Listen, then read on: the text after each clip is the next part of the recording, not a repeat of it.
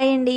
అక్క లక్కోడు ఎందుకు ఏడుస్తుంది అని వస్తాయన్నమాట ఈ వీడియో చూసిన వెంటనే కామెంట్స్. ఏమీ లేదండి, 4 రోజుల నుంచి ఐస్ కావాలి ఐస్ కావాలి అని అడుగుతుంది.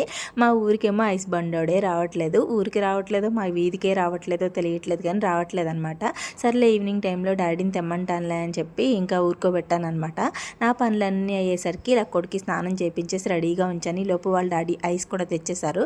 తెచ్చిన వెంటనే పెట్టేయాలి. అది ఆల్రెడీ సగం కరిగిపోయింది. అయినా వినే రకం కాదు కదా, గట్టిగా అయ్యే వరకు ఉండవే అంటే ఉండదు. అందుకని చెప్పి కొంచెం గిన్నెలో పెట్టేసి ఇచ్చేసి డీప్లో పెట్టేశాను అనమాట. ఇంకా ఈవేళ మొత్తం ఇల్లంతా కూడా క్లీన్ చేసుకున్నాను.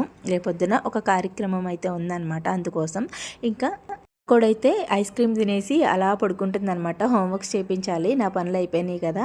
ఇంకా డిన్నర్కి వచ్చేసి గ్లాస్ రొట్టె వేసానమాట. ఈ నైట్కి మా హస్బెండ్ టిఫినే తినాలి, అందుకని చెప్పి ఇంకా అందరికీ కలిపి ఇలా రొట్టె కింద వేసేసాను. ఒకటికి 4 ముక్కలు అయితే ఒక్కొక్కరం ఒక్కొక్క ముక్క తినేయచ్చు కదా, అందుకే.